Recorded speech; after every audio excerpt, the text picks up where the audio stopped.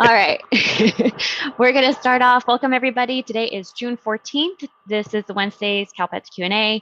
My name is Alex Manriquez, and I'm a data analyst at CSIS supporting CalPADS. Driving for us today is Mr. Gary Gerwer. We're going to move on to announcements now. As you all probably know, or should, I hope, the deadline for end of year is July 28th. That is our initial deadline. As a reminder, we are not expecting any extensions. So please be mindful of the deadline, work backwards, make sure that you know who your key players are, if they're going on vacation or if you're planning to go on vacation, all that good stuff. SELPA approval is required for end of year 3 and end of year 4. And it is strongly encouraged for this initial deadline. The amendment window starts July 29th and goes on through August 25th. And we are expecting just, minor adjustments there. That amendment window is meant for amendments, right? Not for you to complete the submissions. We want to make sure that you're also aware that the cohort is going to be pulled on August 25th. So for all of you schools out there that have, or all of you districts that have high schools, August 25th is a deadline for the pull for your grad cohort. So please don't neglect that. Also, there was communication that was just recently sent out from CDE a couple hours ago, and that was in regards to reporting incident data for or from your MPS schools. And thanks, Gary. Gary has it up for us now. So if you have students that are going to NPS schools, please make sure that you're reading this because we want to make sure that you're reporting all of the incidents and that you have communication with your MPS schools to be collecting that. And then lastly, just an announcement that CSIS office is going to be closed next Monday. We are observing Juneteenth. So the service desk won't be open next Monday. That was it for me. So Angela, do you have anything else?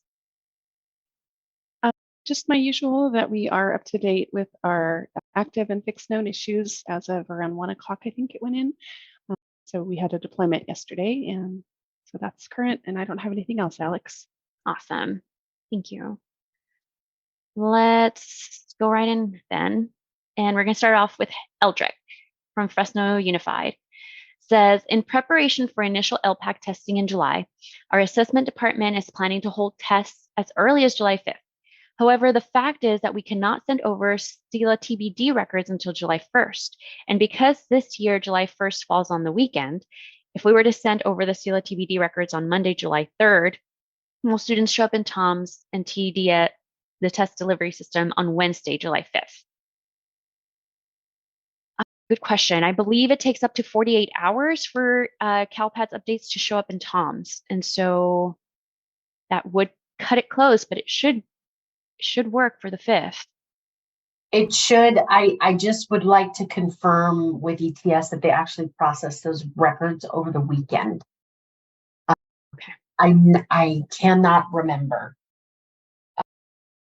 but I will try and find out. So, Aldrich, if you want to send in a ticket and put my name on it, I'll find out for you.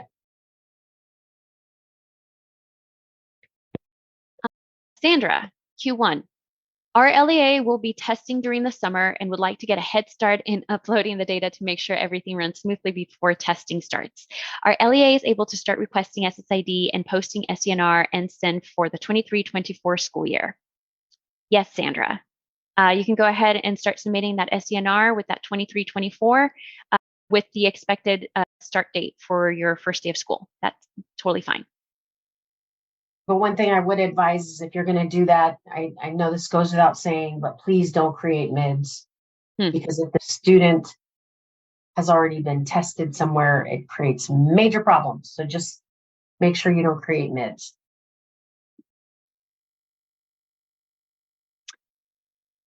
From Marcy says, just popping in to give massive thanks to Heron and Angela for their help last week. Much appreciated. Yay, Heron and Angela. Terry, Q1. Is there written guidance for the new SPED graduation track? Will there be a new exit reason as students will receive standard high school diploma for 130 credits and may continue their education till they age out of 22? This is different than a certificate of completion. I know that it was mentioned in the quarterlies. There is no new code for this year, 22-23. It's just going to be a standard grad for E230-100. But there will be a new code for 23-24. And I believe that the expectation is that when you're going to re-enroll those students for the 23-24, you have to wait until that new code comes in, because we're going to ask that you retroactively change that E230, that 100 to the new code. Brandy, is that correct? Yeah, I just wanted to clarify though that, so we're talking about the pathway diploma for students with disabilities with significant cognitive disabilities. So that we were waiting on some trailer bill language that was expected to clarify this new alternative diploma. And I need to check back to see whether or not that language has been clarified. So if it goes where we think it's going to go, the first kids that would actually be eligible for this new diploma, it wouldn't happen until 24-25. Okay. Because they have to be identified in, I believe, 10th grade.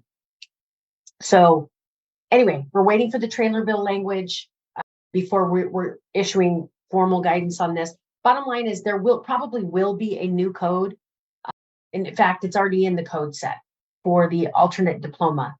If in fact, it will not be able to be used until 24-25, what we're going to do is, rather than removing the code, we're going to change the code effective start date to July 1st, 2024. So status quo for this year then.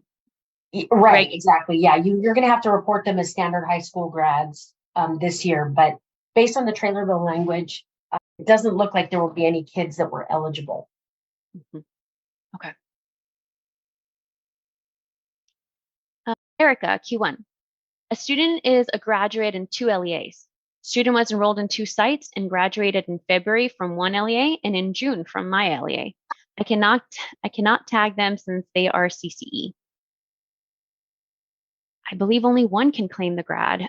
We have a validation that won't let you even exit if the exit is after the graduation date. Well, I'm curious to know, Erica, whether or not CalPADS actually allowed you to submit the grad record twice, because it shouldn't have.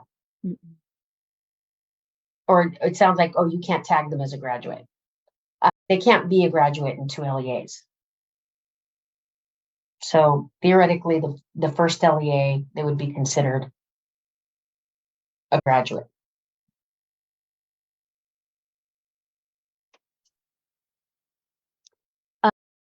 Erica, respondent says no graduation record was submitted. Thank you for the clarification.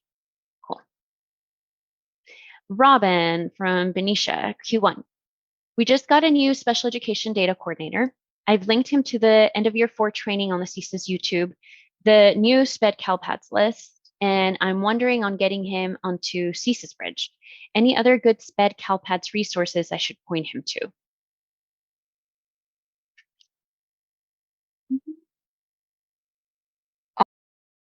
What I will say is make sure that he attends the SPED webinar, the end of year 3 and 4 special education data webinar on June 20th.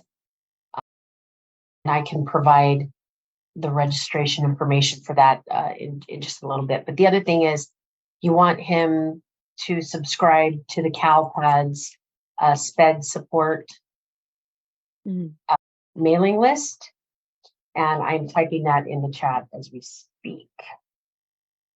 And that's so you send an email to what I just typed in the chat. It's at the very bottom. So make sure he signs up for the CalPADS SPED listserv. I think I got that right. Let me see. Yeah. And, that'll keep them abreast of specific trainings that we're doing. We are working on, it's one of my to-dos to work on a specific training for newbie SPED data coordinators. There's a lot going on this year, so I'm trying to balance it, but that is one, it's on my to-do list.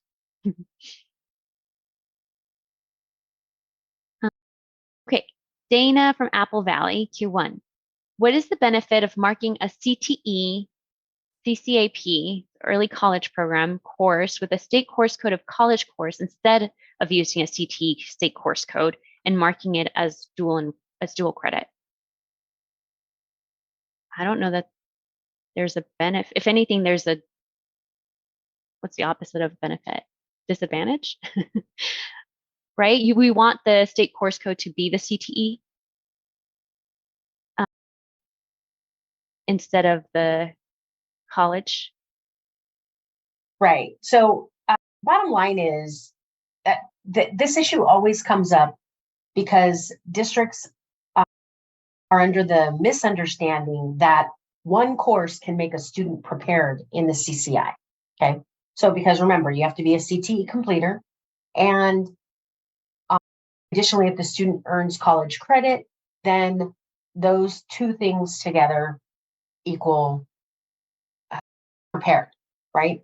But if you have one course and that capstone course happens to also earn the student college credit, if you use the CTE course code, it's only going to count towards the completer credit. The student actually has to take an additional college credit course. Whereas if you used the college credit course code,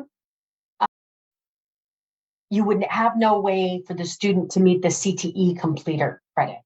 So bottom line is the student has to earn those two measures via different methods, right? One is CTE completer, and then they have to take another course if they want the college credit measure. So you can mark it as both. It just only, if you use the CTE course code and you mark it as dual credit, it's always going to count towards the CTE completer if it's a capstone course.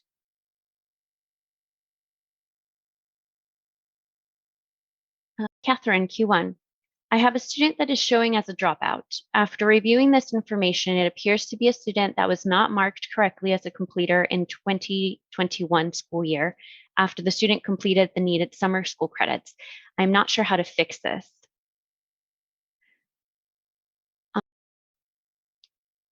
If the student completed their credits and they graduated, you can do a one-day enrollment over the summer and go ahead and reflect that the student was in fact a completer.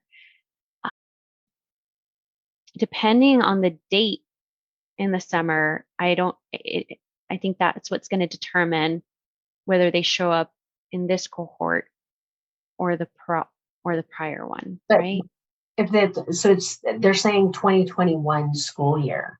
So is there why would they be showing up as a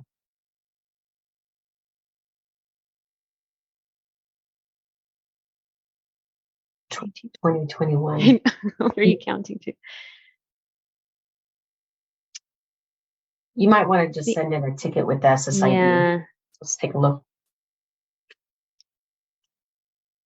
I wonder if it was an early grad. Yeah. But yeah, I mean, if we have the SSID, then we can take a look at it, Catherine. Put my name on it. Shelley, question 1. The second bullet in Flash 250 says LEAs must update the student enrollment, exit program, and address data in CalPADS by June 30th, 2023. Does this mean we need to exit our students in CalPADS by June 30th for the school year or summer SY PBT 4.0? I normally wait until July 1st school year. Thank you. Flash 250. It's the PBT.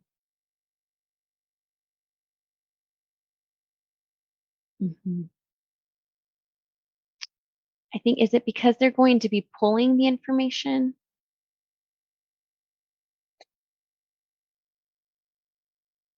Yes, that's why.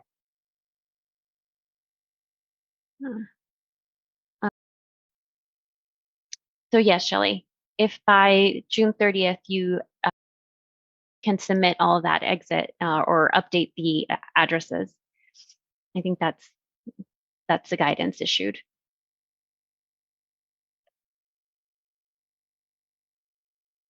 Charlene, Q1.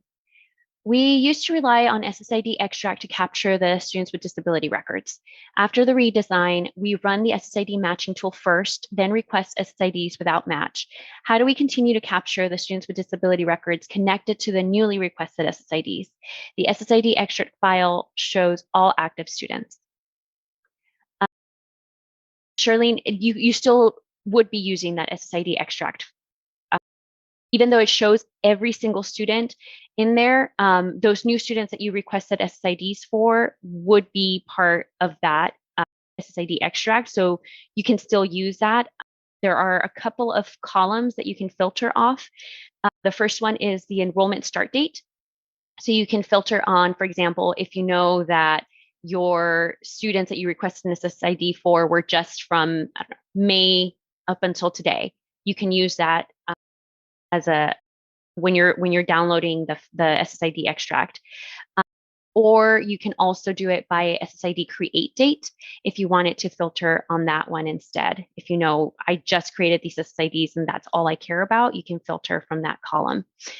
Depending on your SIS system though, for example, I think we know Aries is the one for sure that just will accept all of your records for the SSID extract when you're uploading that. And it knows, it's smart enough to know which SSIDs are the new ones. And so it'll populate only, those new SSIDs that you requested. So the SSID extract is still the one that we recommend that you continue to use. Randy, was there anything? We do have a change request in, I don't know when it's going to get in, but we do have a change request to actually put the SWD indicator and the initial U.S. school enrollment date on the SSID match results file. And then follow up, Charlene saying, where do I specify the SSID create date? So you wouldn't specify when you're requesting the SSID extract. You just, you get the whole, data dump from the SSID extract, and then you can filter on that Excel, on that SSID create date.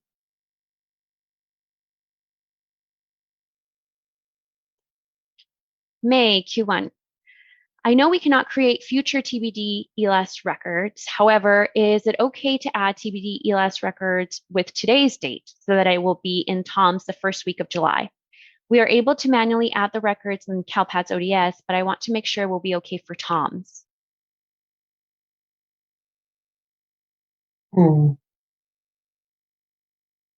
I don't think it'll be an issue. The TBD date doesn't have to fall within the new academic year, I don't believe. Just as long as the student's most recent status is TBD, and once July 1st hits, they can actually create a pre-enrollment to get the student tested. So there's certain months of the year that the TBD does not have to fall within a particular enrollment period. And I believe June, July, and August. I always get this wrong, but definitely the months of June and July, I can tell you that for sure. So as long as the student's most recent ELAS status is TBD, then in order to get them eligible for initial LPAC testing, they're going to need, it's all of June, all of July, for sure. Then you can submit a pre-enrollment, which means an enrollment with a future start date for that student. And based on that, they will show up in eligible for initial LPAC testing.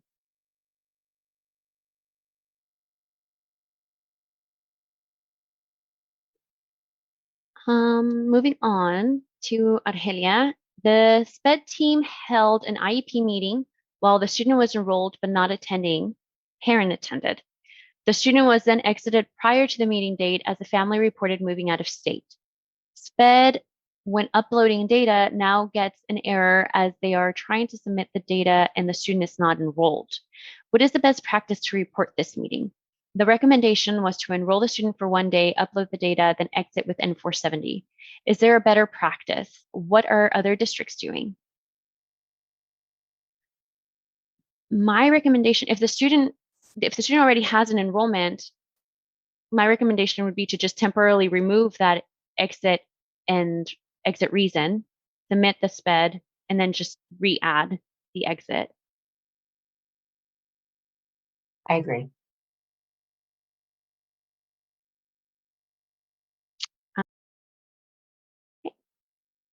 Alex Manyunkis, Q1, who says, we resolved a mid not on the mid anomaly report, but not before the student went up to the TOM system. The system actually does not need to be tested. ETS has a student under the old SSID and says we need to fix CALPADS under that old SSID, but how do we do that? The correct SSID has the student correctly as an English learner. Thanks in advance.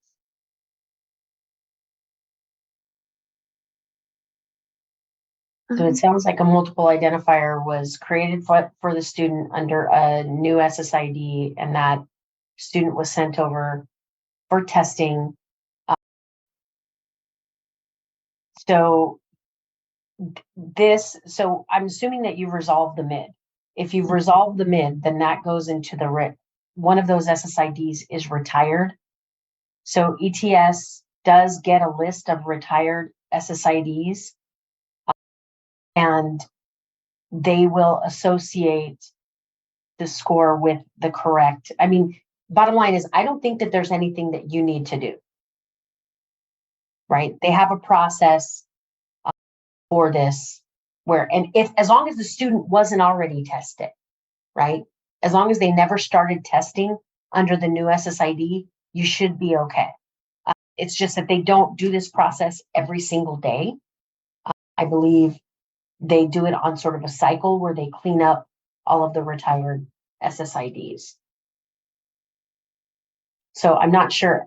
And Alex, what would probably be a good idea is if you could take the correspondence that you got from Caltech, put it in a ticket, put my name on it, and then we'll see about getting it resolved, because it's a communication issue. Sounds like it.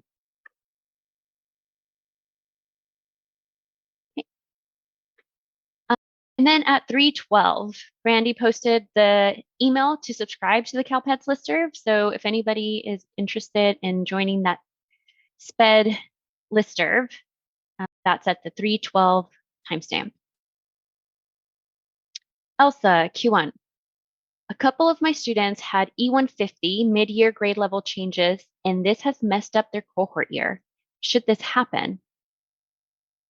No. Oh, unless the grade level change was 9th grade, right? If they went from 9th grade to 8th grade? Let's see.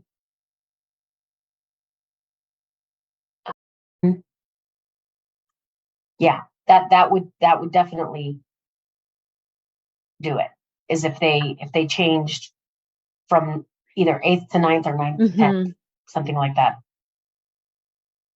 If that wasn't the case, Elsa, then we would need a ticket with the SSID examples to figure out what may have happened there.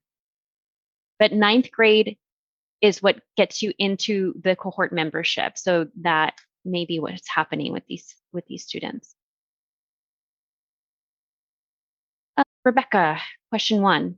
Our SPED department asked us to exit 3 students from our private school who had ISP exit dates from 2021 and 21-22.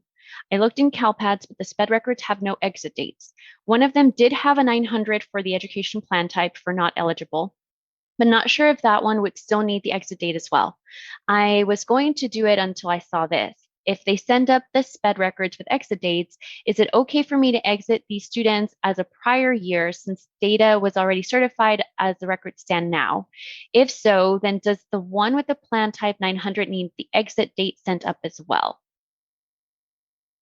So no, 900 plan types do not need exits because by default, right, the student never qualified. So there's no exit to enter. But if it was an IEP and the student did exit, even if it was for a prior year, I would say still send it up just because we want to make sure that CALPADS is up to date with the correct information. And because then the student is CALPADS is going to think that this student is still on an active plan. So we definitely need that exit to be populated. Right. And Rebecca, if you, and I'm assuming you're talking about SPED record exit dates and not enrollment exit dates. So if you're talking about enrollment exit dates, certainly if the student has exited special education and is not, because they're at private schools and they're no longer on ISPs, yeah, those enrollments would have to be exited. But you should not submit that. And I'm just guessing that this might be also what you're talking about, is you can't submit up those exits on those private school enrollments until they get the exit records on the SPED site. Both. Okay. Yeah. So let them send up the SPED exit dates first. And then once they do that, then go ahead and send up the enrollment exits.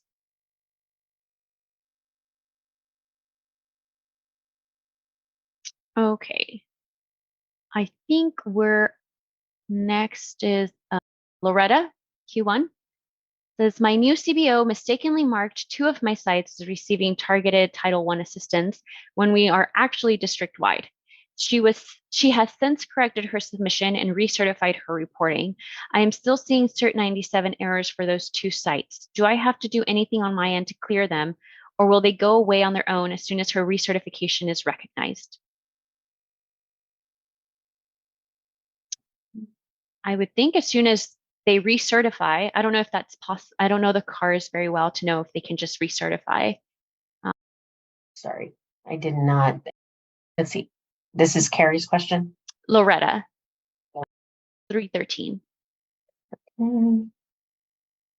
Okay, sorry. Oh, good. Oh, there it is. New CBO mistakenly recognized mark 2 of my sites as receiving targeted when we're actually district-wide, since she has since corrected her submission recertified. So number one, this should happen if she recertified in CARs, that information should refresh in CALPADS overnight, but you want to make sure that you have generated a new revision, right, in CALPADS. Only after you've generated a new revision should those Cert 97 errors go away, because it happens overnight.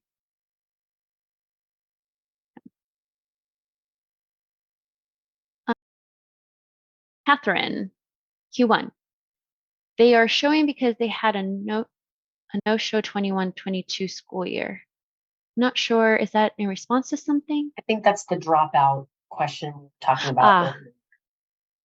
Okay.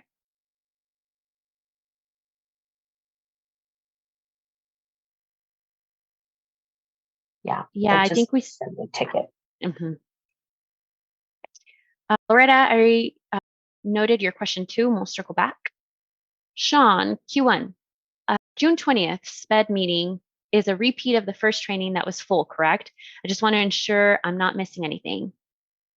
Yes, it's the same one, but just because we were only able to get 500 people in there, not the full 1,000. Aha, Robin says same training. Carrie, Q1.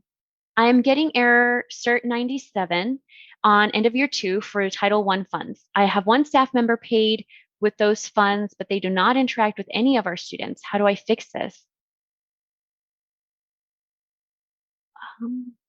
So Carrie, what Cert 97 is basically saying is that your school gets Title I funds, and those funds are targeted funds, which means the expectation is based on your Title I plan that you're going to serve certain demographics of students. And so therefore it's requiring you to identify those students. So I would encourage you to actually speak to your Title I coordinator to figure out which students are being targeted. So if you've got a staff member that's providing like reading support, which students are they providing reading support to? But you may also be getting this error because maybe you're a school-wide school. So you need to talk to your Title I coordinator. If you're school-wide, there's data that they have to fix in the consolidated application reporting system. Specifically, it's the school-wide authorization form. If that school is implementing a school-wide program, they have to identify that school in CARS as a school-wide school. Once that's done and recertified, then CALPADS will recognize it and it should get rid of the Cert 97 error, but it really depends on what type of program you're running.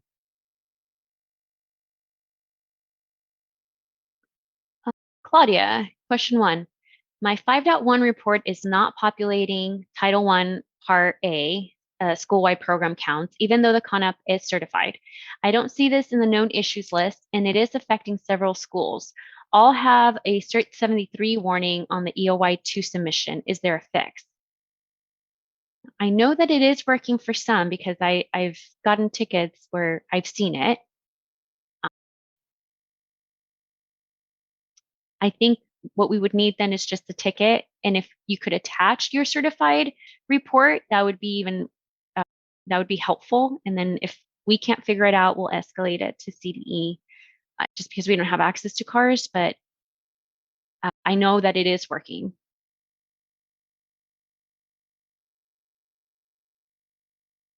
Nancy, Q1. Did an ed code violation have to have occurred if there is a SIRS listing other means of correction? Yes. Okay. Terry, I have your question too. Rebecca, I have your question too. So we're skipping over to Natasha, Q1. Can you clarify whether we can enter TBD records for future dates or not? For example, upload on July 5th, TBD start date cannot be greater than July 5th. I believe that you can, I don't think that CALPADS will let you submit a TBD for a future date. Right. But you can submit a TBD for today's date. Yeah, I think that's right.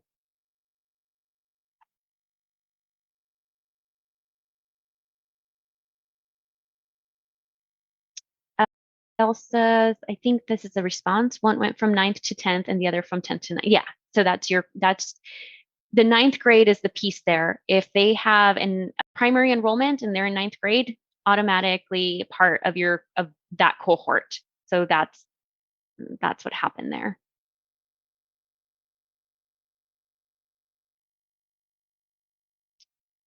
And Argelia So also, can I just chime in on that? And I don't know if Paul's on, but maybe he can clarify. But so a student that was demoted from 10th grade back to 9th grade is still going to be in the cohort based on their initial 9th grade entry. So I'm assuming that the student probably was in 9th grade, then was promoted to 10th grade, and then demoted back to 9th grade. And if that's the case, that cohort entry date is still going to be based on their initial 9th grade record.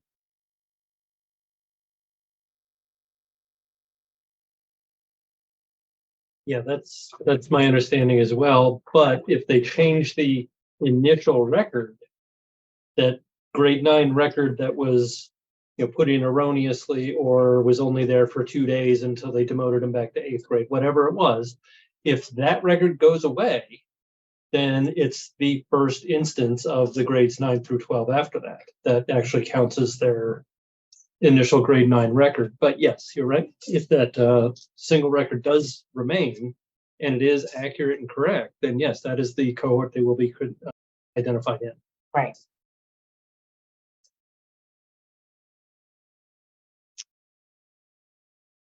Helia has a follow-up to the question 1 on the SPED question and says, based on your recommendation, wouldn't that cause an error as the meeting was held after the student will be exited?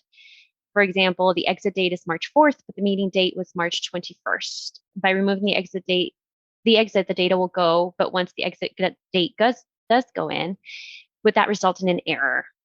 It has in the past. So yeah, go ahead, Alex. You beat me to it. Yeah, go ahead. I was just going to say that the GER 5 is usually what triggers when you don't have ownership, but for SPED records, it's a little different. For SPED records, the meeting can be outside of the enrollment, but the exit on the SPED record is what will trigger. So long as there's no exit on the SPED record, then you should be fine. Now you go, Brandy. No, that's what I was just going to say. It's the order of operations, right? So as long as if a meeting's held after a student actually exits school, just don't submit the exit until you get the SPED record up in there, and then you can submit the SPED record and the SPED exit.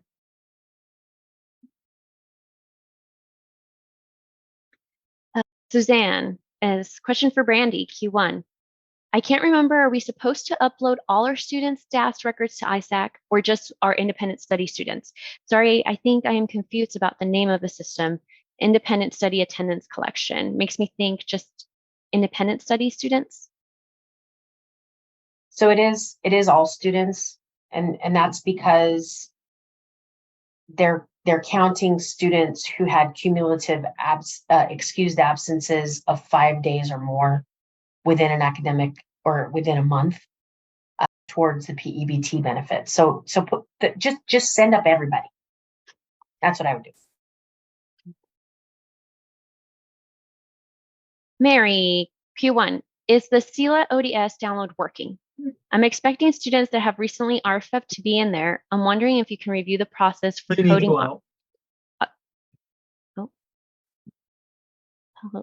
Okay, thanks. I'm wondering if you can review the process for coding RFEP students. So process for coding RFEP students, the only guidance that I can think of is for students that are RFEP'd over the summer, and that was Flash 219. That gives you different scenarios of what date to use, because we want to make sure that the RFEP date overlaps in enrollment in order for them to count on your reports. Is the SELA ODS download working? I think so. Do we have that as a known issue? I read it the same way you did, Alex. I think that she should look at the exit dates and see if that RFEP date is after the exit dates for this year. Mm-hmm. That's the way I was leaning when you were answering. Thanks, Nathan. Mary, these weren't summer students and they're not or summer RFEP students and they aren't coming up in your SELA ODS download, I would ask that you please submit a ticket with SSID examples. So I don't think that this is a known issue yet. And Gary's searching for us, but I don't think that there was anything found. Moving on, Brandy posted the link to the webinar for the special education data that is a repeat of what was done late May. So if you wanted to sign up, that link is at the 329 timestamp. Jerry says, hi, Brandy. Regarding your response on the CTE Completer Capstone course question, it makes sense that we can't attribute more than one state course code to one course to receive the benefit of a completer in a dual enrollment college course. However, have there been any discussions regarding creating a new state course code that indicates the course is a capstone course and college level to get the prepared for the CCI? I think our LEA was under the impression that if the CTE course was articulated, counted towards college credit, then they'd get the benefit of meeting both criteria for prepared with one course, or at least dual benefit for completing one CTE pathway. Thanks. Yeah, so Jerry, the issue is not that we need a new state course code. The issue is that the accountability office will not count a capstone course that makes the student a CTE completer towards the college credit measure. They will not do it. They want the student to be a completer, even if that capstone course and that CTE pathway was a college level course, that course counts towards the completer measure, even if it issues college credit. The student will have to take an additional college credit course in order to be prepared, or they will have to meet one of the other measures, right? So they're taking a college level course, then very likely they've, met their A to G requirements or scored high enough on the Smarter Balance assessment. So there's other ways towards preparedness, but one course, just one course, will not make the student prepared.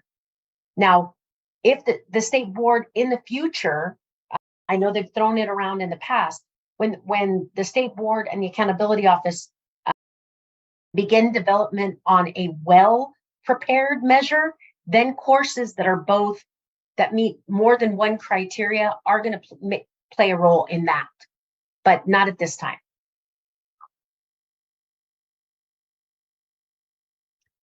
And then Evan says, to clarify, we have LEAs with existing CTE pathways, 2 years, and would like to offer dual enrollment class as Capstone with the same pathway, but making it the Capstone makes this course the final course needed to complete the pathway, right? That's correct. Yes. So again, you can make that course the final course in the pathway, but if it's the final course in the pathway and that only counts towards the completer credit, it's always going to count towards the completer credit. Again, they would have to take another college credit course, and it has to be a college credit course that is outside of that CTE pathway. So it has to be either an academic college credit course or a college credit course in a different CTE pathway.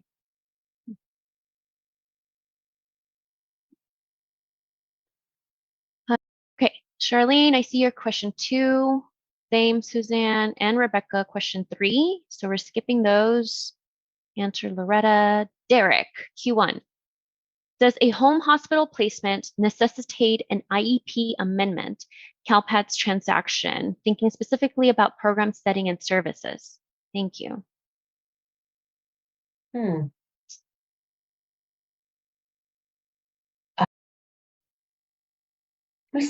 That's a good question. Joe, are you on today?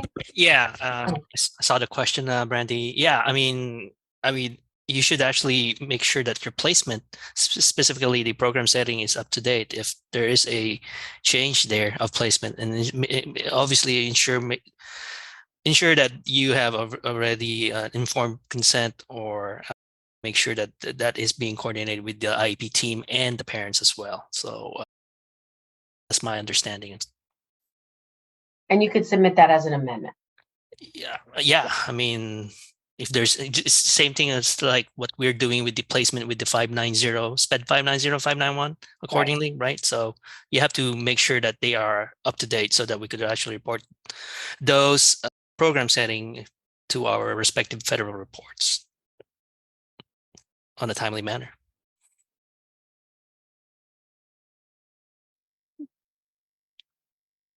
And then Elsa, I think this is a response, as no, these were students from out of the country that were incorrectly placed, and the grade level was corrected after the transcripts were received.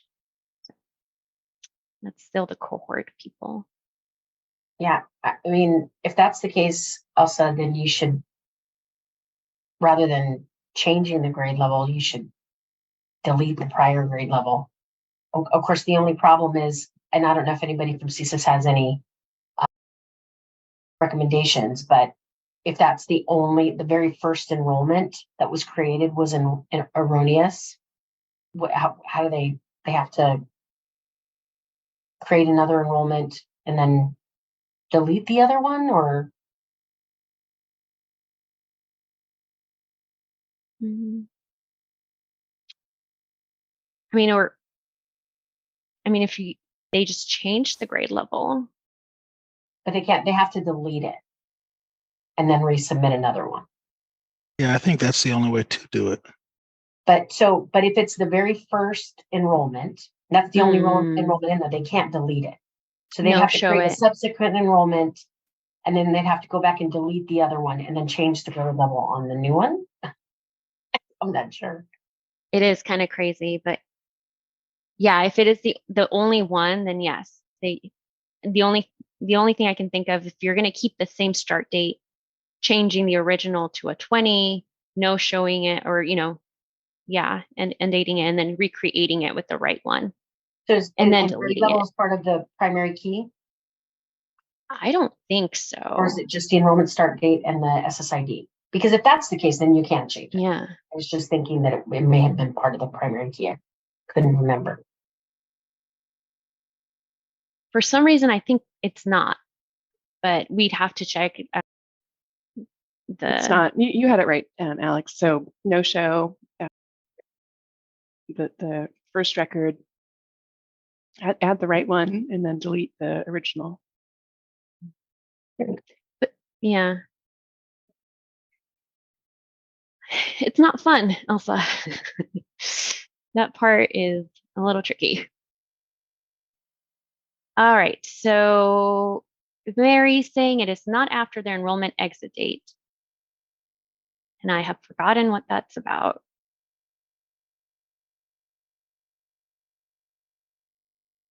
So Mary, if you still need clarification, let me know. I'm going to skip it for now. Sylvia, oh, was anyone saying? No, okay. Sylvia says a follow-up for Helia's question. Says we have we have some students in this scenario and they appear in warning error cert 143.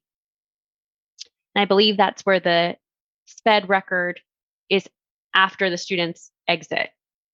Basically, the SPED record is not overlapping any enrollment for the LEA. And we do see that sometimes where cert 143 will trigger in certain scenarios that are actually valid. And for that reason is why we kept that cert as a warning. You would also see that cert error, for example, when you are adopting a SPED record from a previous LEA, but the SPED record is before your enrollment, it would also trigger that cert 143. So, we understand that there are some scenarios where that SPED record isn't going to overlap your enrollment.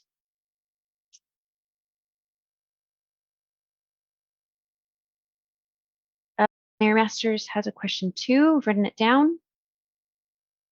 We already answered Sean's question. Elsa has a question too at 3:44. And we answered Jerry. Okay, so I believe we got everyone's question 1. We're going to circle back to Loretta's question 2 at 3:18. If I can find it. Loretta, Q2. I see that there is a known issue, 6597, of student missing on 16.5 and 16.6 reports. Is there a corresponding issue of students included on 16.5 and 16.6 reports? I have one student who exited SPED before this last school year who is popping up on both reports. How do I get her removed? It's not causing errors, but I can't certify as I know she should be counted.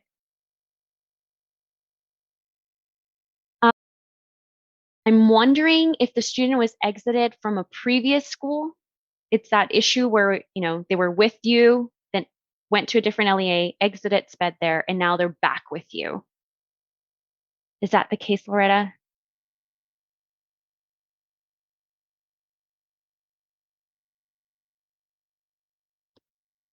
If that is the case, then there's an issue where there's a limitation with the reports, and it is a known issue that we can't fix until the SPED redesign. And that was part of the flash that went out.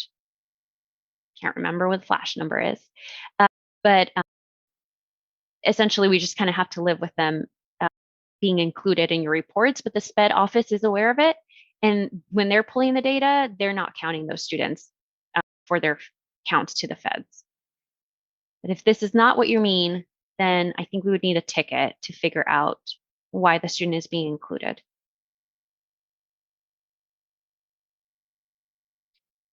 We're going to move on to Terry's question 2 at 3:22.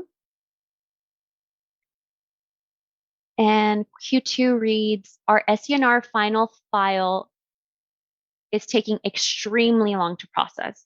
Ours has been stuck in validation since 6:30 a.m. I understand the snapshots are not rendered until CALPADS activity has been idle. Does this apply to large files, or are the large files held until the end of the day to be processed? Is there any way to speed it up? For example, parse the same file into 2 separate, smaller files. Yeah, that would speed it up. Terry, I was checking, yours is very large. There's the 10 or so from this morning that were over 5,000 records that are taking a long time.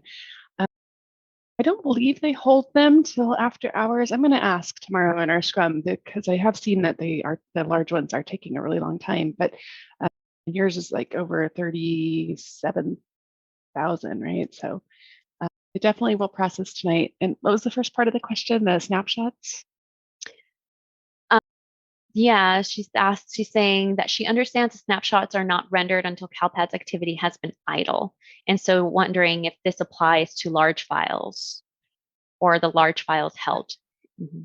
Yeah, it's going to be considered idle. Post is what will trigger once it actually posts, it'll kick off a new revision.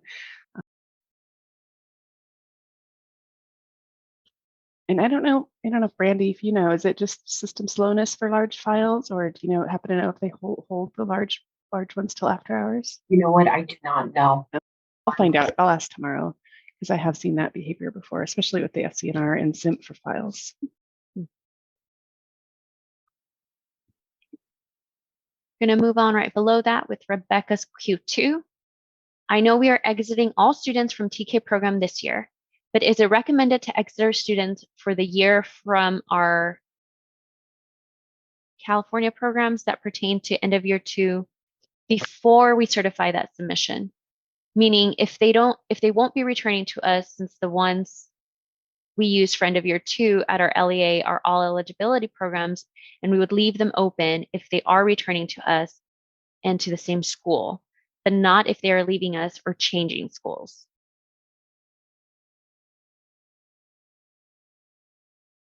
I think it's really up to you. We don't, for programs for which we collect eligibility data, we don't require that you exit those records, even if the students are leaving, but there isn't any harm in it. The only potential harm in it is if the student actually returns and their original data eligibility was a few years ago. But I mean, there's ways around that. I don't know if anybody else has anything to add.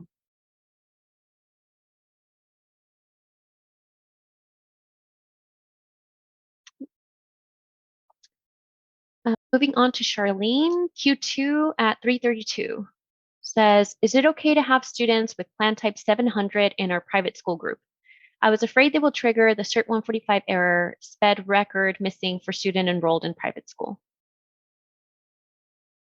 So I know they shouldn't trigger that Cert 145 because that's an acceptable code. I have seen it triggering. It's really based on plan type, right? So because this is there, it's looking for a specific plan type with a meeting type, right? So it has to be a plan type 200. If it's not a plan type 200, this is going to trigger. Although it should clear it, Gary, if you scroll down a bit, it should clear it with all the other ones. See, oh, not too much. Understanding the error. Yeah. And it has 300, 700, 800, 900 as well. So long as there's an overlapping that's not basically not 100, then it should clear the Cert 145. And I have seen some where it's not. They're getting this because the plan type is 100. Mm-hmm. Yeah. So all that to say, Charlene, that your 700 plan type should be fine. Suzanne, Q2. We had several K-8 students who were suspended out of school for just 511. We have these showing as cert warnings. I sent the list out confidentially. Is this common still, or should we add in a different behavior code to substantiate the out of school suspension? which is also, by the way, showing in the stats file as out of school suspension.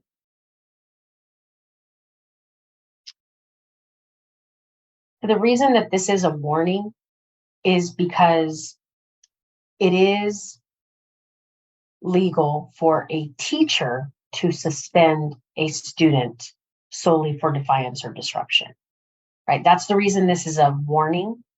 Now, if these were not teacher suspensions, then that is an issue. And your administrators should, be made aware that they're not supposed to be suspending K-8 students for only defiance or disruption. So,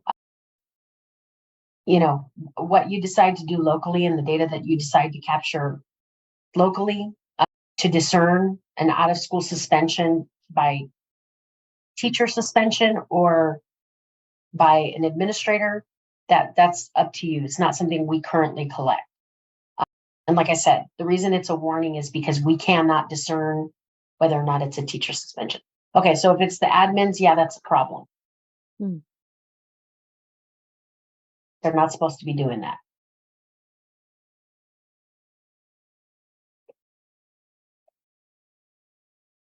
Okie dokie. We're going to move on to Rebecca, Q3.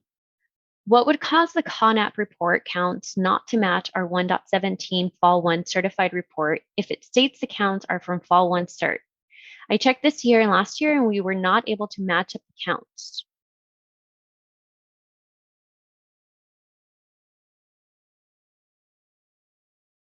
Well, first of all, you should be using 1.1 and not 1.17. So take a look at that, Rebecca, and see if that answers your question. We stopped using 1.17 because 1.17 is only funding eligible students. And 1.1 is going to show you all socioeconomic or not all socioeconomically disadvantaged students or socioeconomically disadvantaged students. Yeah, use 1.1. And if that doesn't answer your question, then send it to get. All right. Mary Masters, Q2. Follow up on the SELA ODS extract question. What students should be included in the SELA ODS extract? I'm running it today, but school ended 6/1/23. Does that matter? And no dates are after school ended. I'm wondering if you're running the extract just for this academic year, or if you're using a date range. If you're not getting any information, then it may be just because your school ended and you're just using active students for this year. Gary's showing us. Yeah. So, Mary, if you are using a date range and it's within your enrollment dates, then we probably need a ticket to figure out if it's a bug.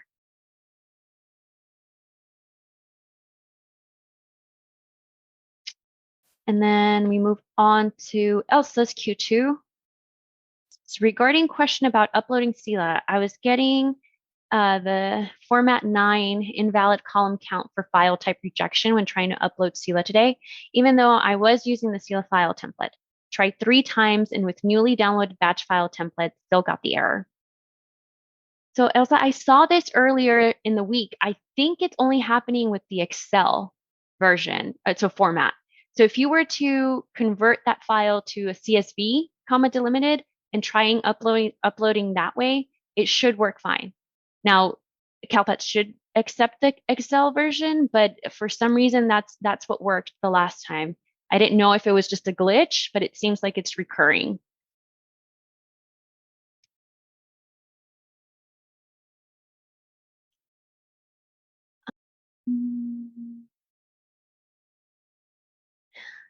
And then I think we got Rebecca's question too. Yes. I think that was it. Did I miss anybody? Thank you, everybody. Remember, we're off next Monday. Hope you have a great weekend. And we'll see you same place, same time next week.